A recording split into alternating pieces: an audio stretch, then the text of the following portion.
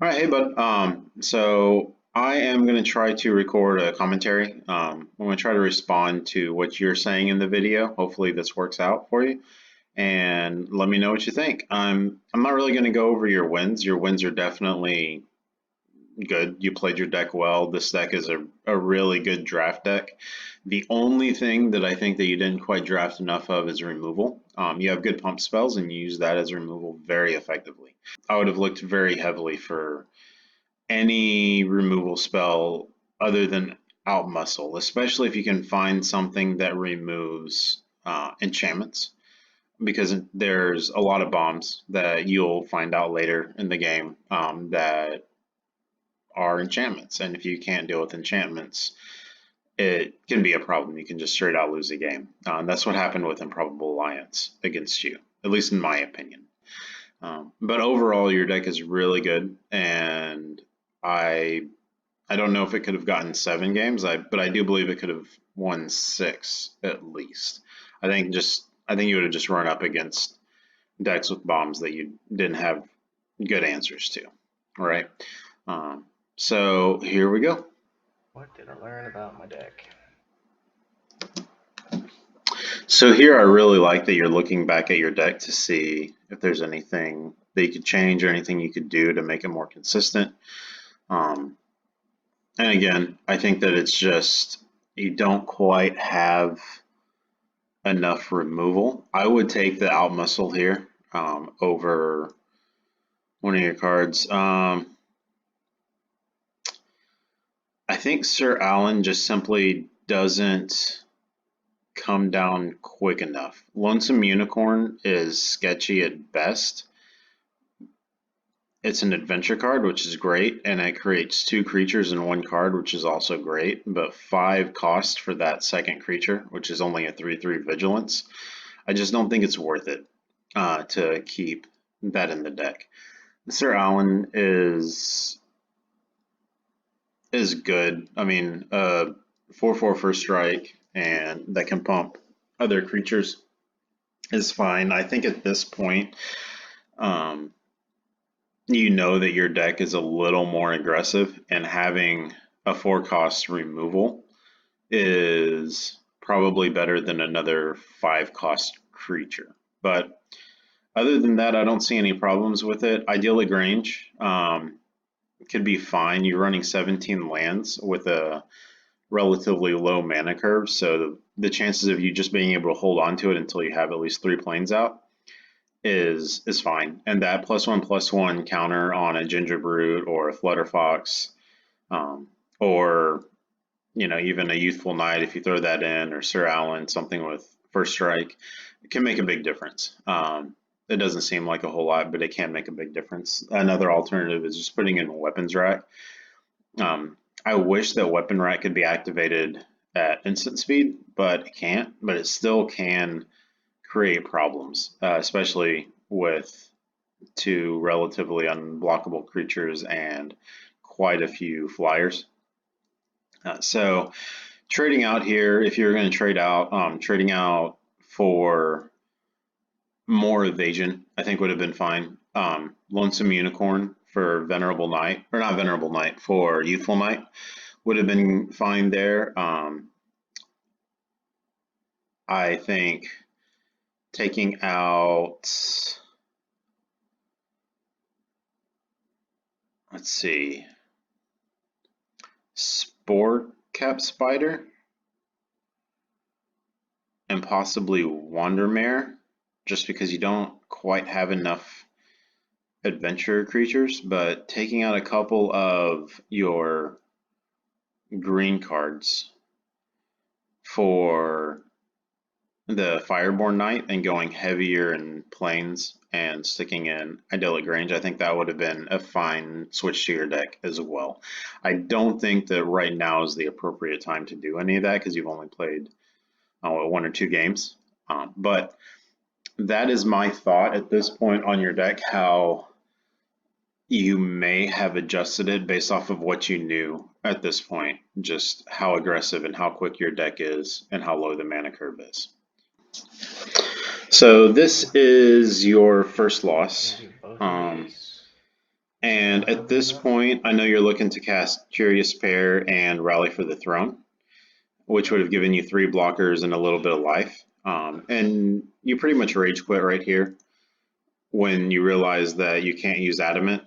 But at this point, I don't think you've won this game. I don't think there's anything you can do to win this game. But this is what I would suggest that you should have done once you realize the mistake, is look at what you have, what's on the board, and see if there's any way you can survive to next turn.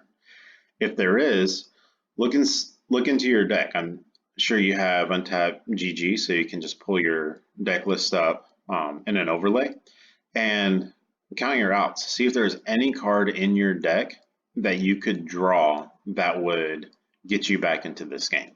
If the answer is no, then conceding is fine here. If the answer is yes, even if there's only one card, giving yourself that one more draw would be worth it. And how you do it here is you've got 1 body on the field and you have 3 mana. So casting the Rally for the Throne here gives you 2 more bodies, right? Which helps, is fine.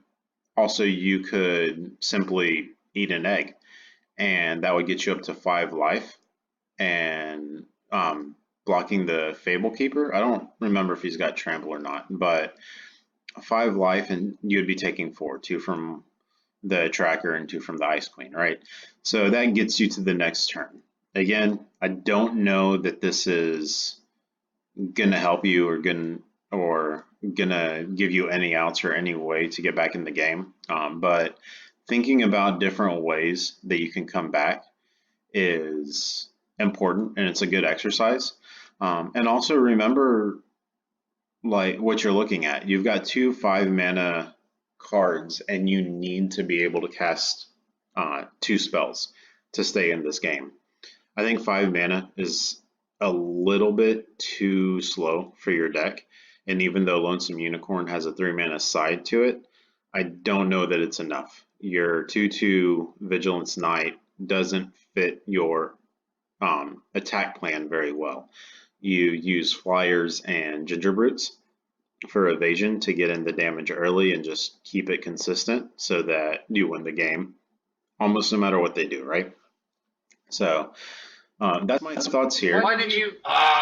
You son of a bitch. And it sucks that this happens. Using mana wrong. But I don't know that you would have gotten back into this game either way, even if you were able to play Rally for the Throne the way that you intended. Whatever. All right, so here we are against a Stone Prophet. A Stone Prophet. This is a tough matchup, for sure, but I think there's some things that I would have done differently. This is a mulligan, in my opinion. I know you keep it because of Ginger Brute. Provisions. And drawing the Flutterfox definitely helps. But on the draw, it's not any land that makes this hand playable. It's only a forest that really makes it playable. I think this would have been a mulligan, and having that box come out makes it even better. The Fortifying Provisions ends up being a very good card for you, but you don't know that. And it's an extremely defensive card, and you have an extremely aggressive deck. So I think that it was an easy mulligan. Or that not an easy mulligan, but that a mulligan was the right choice. Here, I would have considered it doesn't keep him from dying. Using the Fairy Godmother because it gives him flying, so it gives him a 3/2. 1 in or get the 2 out. And it puts your Fairy Godmother in exile so that you're able to cast it later for 1 mana and not feel like you're losing the extra 2 damage, right? The Flutterfox was also a fine play, and I don't think you realized it at first, but Seer Farron is a serious problem. So I'm glad that you block here. Just remember that any pump spell or any equipment on Seer Farron before the attack pumps another creature as well. So like Tall as a Beanstalk on that guy makes him a 5/5, and then he's giving +5 to another creature, which Planes would have been nice there even. Getting him off the field was a good idea.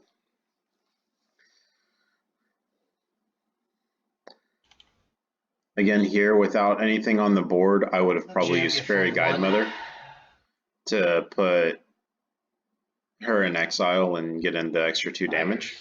What the? Fires is definitely Nonsense. tough to deal with. Okay. That's But fun. but fires limits That is fun. the number of creatures that they can cast. I think we can take that. I would have traded there. But you didn't know you were going to get another Flutterfox. And so I think taking it was fine as well. But Fires has a definite downside. You know that he's only going to cast 1 creature per turn. So you can play with that in mind. And it can help. The other thing about Fires is it loses its value very quickly. He's got 2 cards in hand and 4 mana on the battlefield. As soon as he casts 1 or 2 more creatures, there's not a whole lot he can do, and saving the mana by casting him for free becomes a non-issue later in Limited, right? I don't think Fires is actually a great card for Limited. It's a good card. It's fine. And if he was going to play red and green anyway, it's an inclusion in the deck. But this Snapping Turtle that he plays, yes, he plays it because of the Fires, but it would have been a very, very long time without it. So, I think on his part, putting in the Snapping Turtle with only 1 Fires in his deck, which I'm sure, since it's a rare, is the case, was a bad move. Unless he's much heavier in green than I realize, right? The other thing here is that you stay aggressive even though he's got 6 power on the board. He's attacking for 4 with the Snapping Turtle and 2 with the Wildwood Tracker each turn.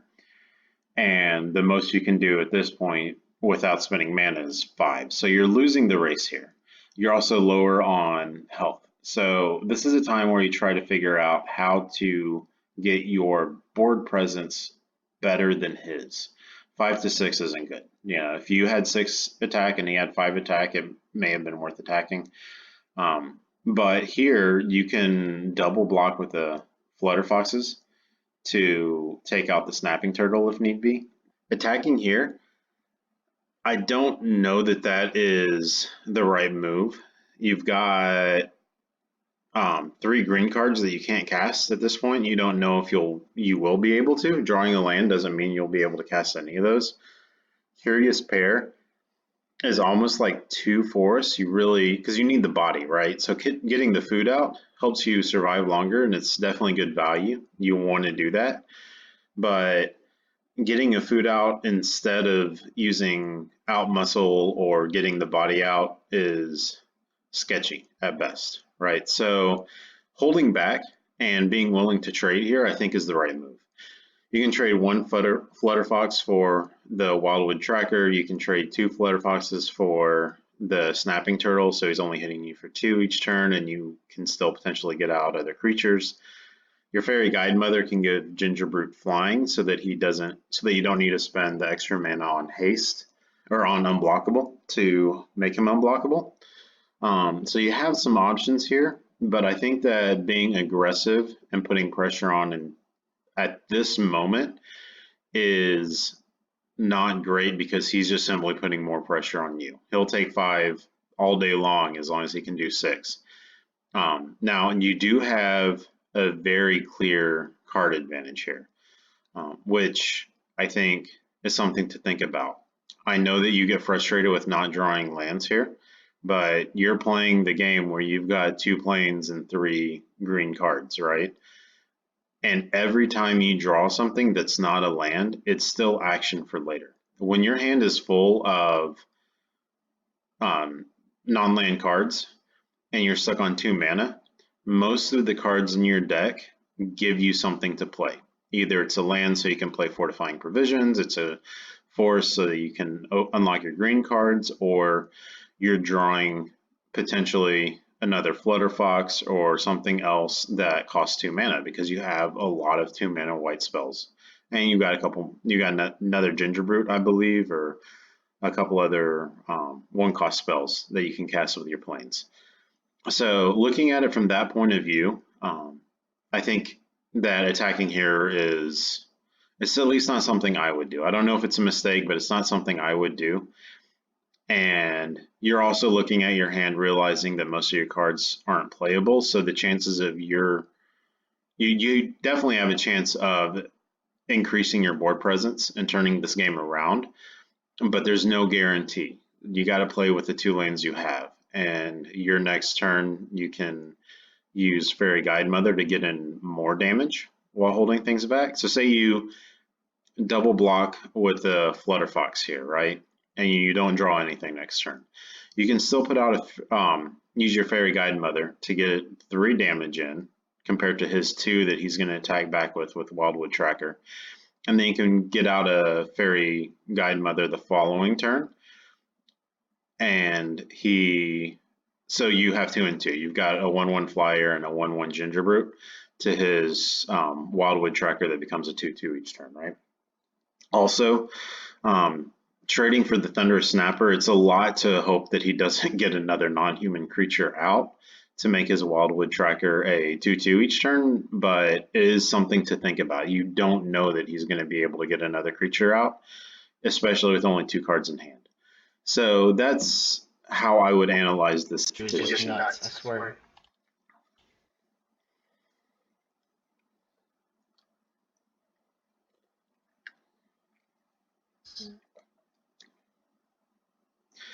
So here that is a human. So taking out the Thunderous Snapper with a double block here could have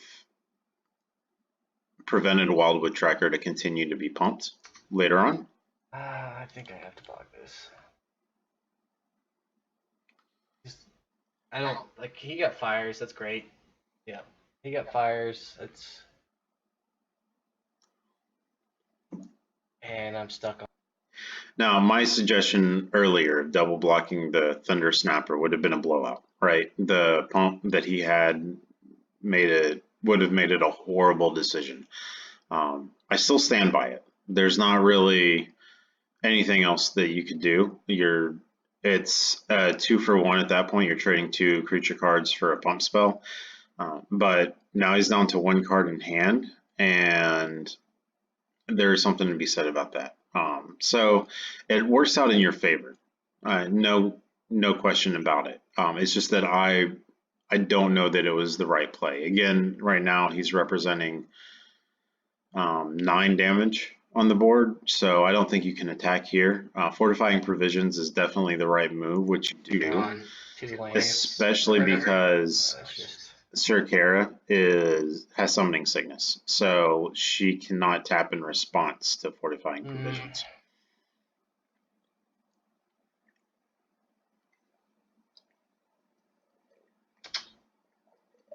Okay. This helps freight time. Yep. Okay. Saves my Gingerbrute. So here, no attacking because the Wildwood Tracker is only a 2/2 at this point.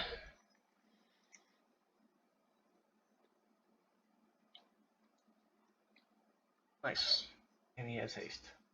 A bitch.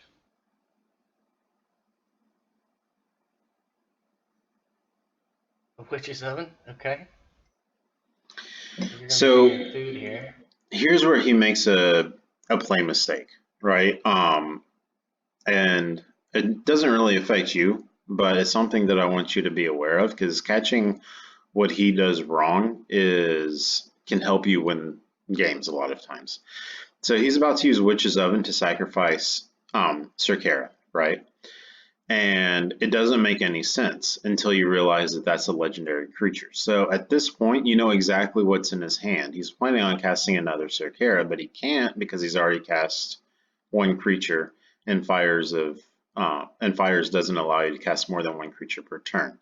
So as he's looking around, paying attention and saying, oh yeah, he definitely doesn't have a pump spell in hand. He doesn't have any combat tricks or anything like that, and he has another Circara, is good information. And looking into your next turn, really all you can do here is block the Wildwood Tracker if he attacks with it. But it's good to pay attention to things like that. What a good draw. Man. And yes, he has a good draw. The Witch's Oven is a great draw. The Circara, I think, is actually a better card. I don't really have to worry about misplays here because this guy, with my lands the way they are, and then just his straight up very good draw. I mean, he's got three creatures. One's a 4/4, which is hard to deal with, and he got it out early, and that puts a lot of pressure on. Attack with your tracker. That makes a lot of freaking sense. I guess we just take 4 here. I can't kill him. There's something chumping right now. Okay. The other thing to think about is that your Gingerbrute is food. Hey. I know that there's a game, I think later on, where you don't know where he's getting the food to pump. I'm not sure really what happened, but he had 2 Gingerbrutes on board that he was sacrificing to gain life and to pump his creatures, and it wasn't making sense to you. So just remember that Gingerbrute is a food, and also for you, it's a food. It can give you 3 life if you need to. When you're on defense, having your Flutterfox flying isn't necessarily a great thing. It's not going to help you, and you have enough other ways of getting food that you can give them flying again later. So at this point, I think you outmuscle here, which is fine. So you don't want him attacking back into you, right?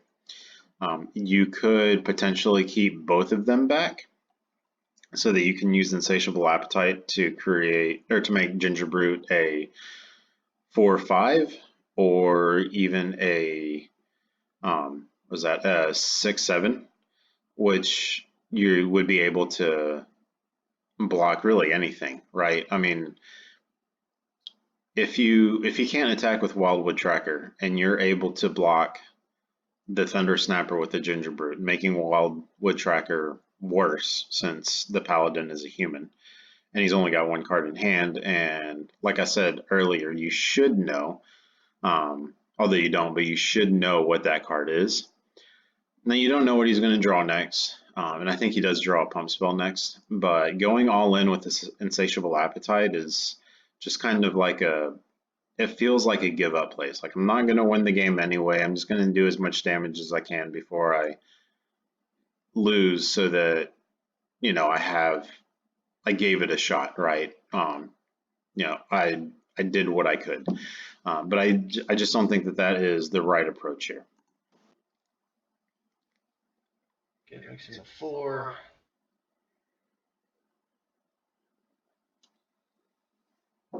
Sacrifice the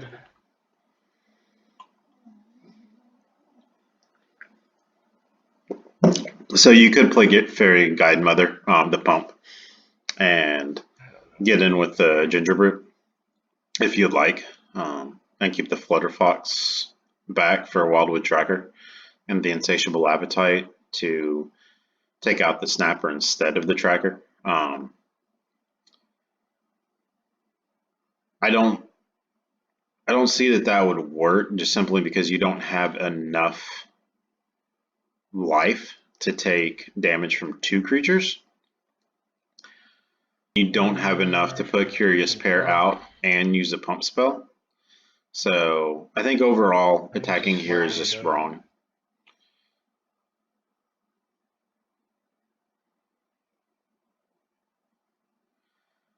The other option I think would have been, I think the best thing would have just been to keep them both back, keep Insatiable Appetite up to be able to block well with one of your creatures. Anyway, so I've got a YOLO and it's just not going to work.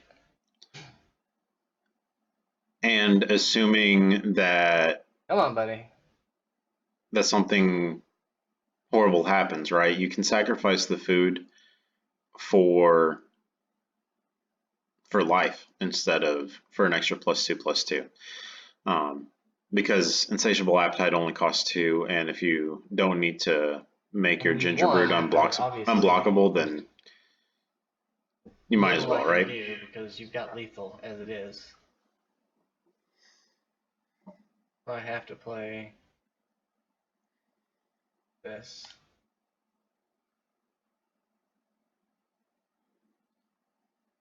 I like that you're not completely giving up here.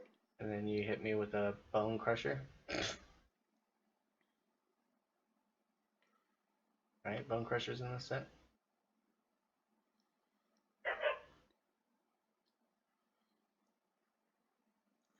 God, this stupid snapper. Very nice. So again, with Sir Kara coming out, I mean, the Seven Dwarves turns the Wildwood Tracker on, Yep, but have to you block. didn't know that was going to happen. Sir Kara is the one that you should be out muscling.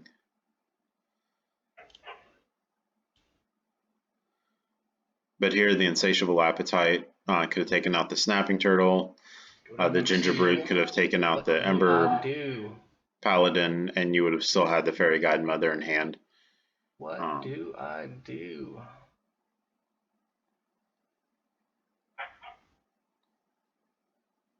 So, I can outmuscle. +1 counter. Raise to a 3. I can get rid of you. Then I'm still fucking dead. Yeah, it looks that way. And you really have to get rid of Sir Kara here, just because she can do 1 damage per turn. So she's a 2-turn clock even if he doesn't attack. I don't know why he didn't Witch's Oven there, but it's another play mistake on his Literally part nothing I that you can should be do. paying attention to. He probably just feels too comfortable to care about Witch's Oven at this point. Very nice. And then at that point, that's game, right? Like, Absolutely. I don't think that there's any way that you can do. I mean, you can chump block, but then he's got 3 creatures on board, and you've got 2 creatures in hand with 4 mana. Even drawing a force here doesn't save your life. But I'm losing this game anyways. All right, so I don't know that this game was winnable. It's Let's see. But I do think that there are ways that you could have played it to giving yourself a better shot. So that's my commentary on this game. This is the most important game that I wanted to comment on. So let me know what you think. So this is just a short comment that I wanted to give. He cast Improbable Alliance here. You know he's on a draw 2 strategy, or drawing the second card in a turn strategy, and Improbable Alliance for 6 mana gives him that every turn because he's got the draw step and then the draw and discard. At this point, it's very hard for you to win the game, right? I mean, he's going to have other draw spell abilities, and once he gets up to 6 mana, he can create a blocker every turn until he can stabilize and get a large board up, which is exactly what he does, that you'll see later. But the way that you react to Improbable Alliance coming into play, makes me think that you didn't see the opt. It's possible that you feel that the card he drew at the draw step shouldn't count for the 2 cards, but it just says whenever you draw your second card each turn. So the opt gives him his second card here, Damage. I really feel like you maybe just didn't see him cast opt here, because you were reading the card. Very nice. See, now this shouldn't proc.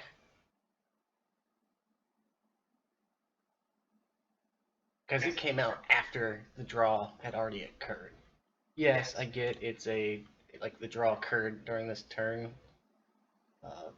I don't. Okay, cool. All right, so at this point you've lost the game. Mad Ratter creates 2 creature tokens. So he's got 3 cards, 3 permanents on the field at this point that all get benefit from drawing the second card. The equipment isn't a huge deal, but it is something to think about. It makes your attacks kind of crummy, honestly. But he puts out his 6th land on this turn, and he puts out the Mad Ratter, which means that every single turn he's going to be able to create 3 creatures with no cards. He doesn't actually need a card. He could be completely hell-bent and not have any cards in hand, spend the 6 mana and discard whatever he draws, to just put out 3 additional creatures. I know you get land flooded here, but I don't think it matters, because even if all you draw is creatures from here on out, you're only drawing 1 card per turn. If it happens to be the unicorn and you have a ton of mana, then that's 2 creatures in 1 turn. But he's getting 3 creatures for 0 cards every single turn. And then later you'll see when he casts a second Improbable Alliance, that draw a card thing. there's not really anything you can do. The fact that Improbable Alliance gives him flyers means that he can block your flyers all day long until he stabilizes and builds a wide enough board just to attack in.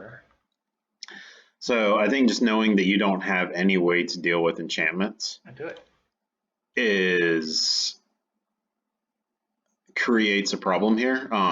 Stick with the game at this point, because if you draw an out muscle, you can get rid of Mad Ratter and you might have a shot there.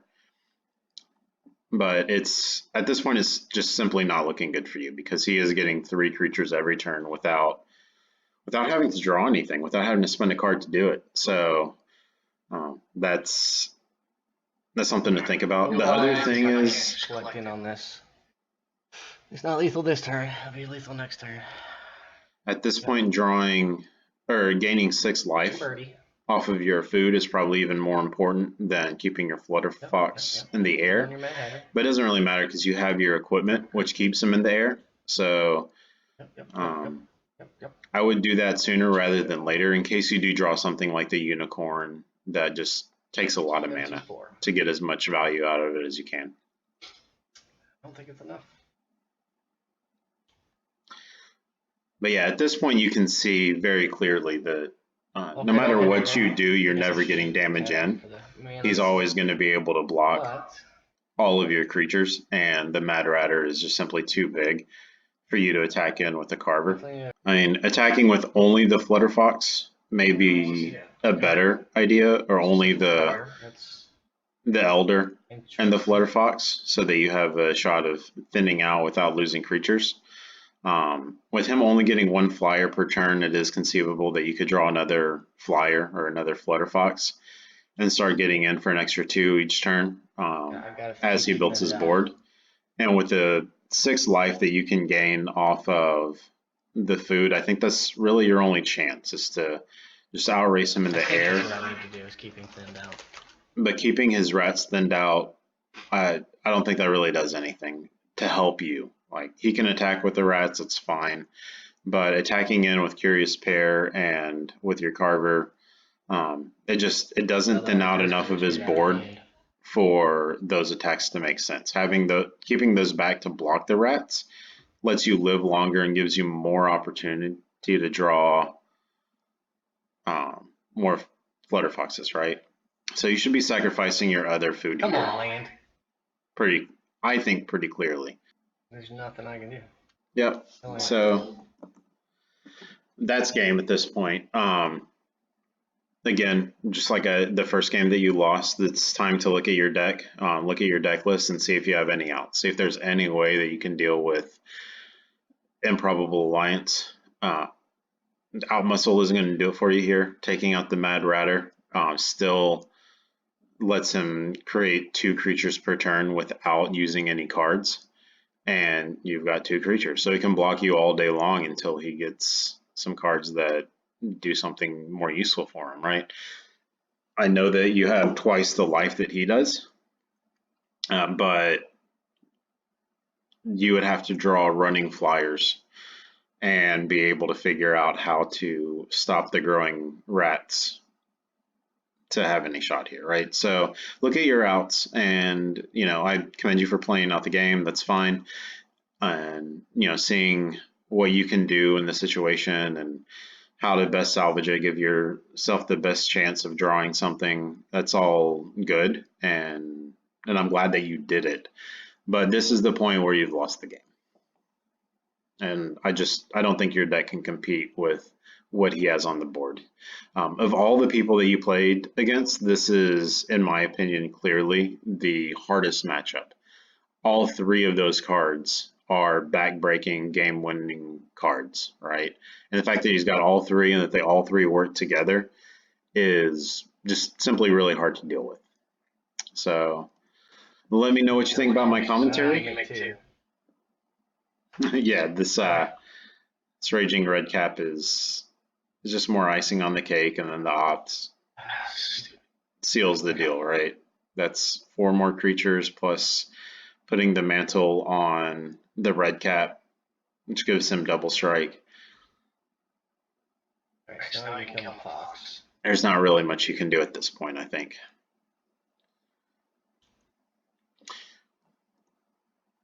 Come on, land. Yeah, it sucks that you keep drawing land. I just don't think that there was a draw in your deck that would have given you a better outlook. So that's it. Tell me what you think about the commentary and about this video, and I will talk to you later. Have a good one.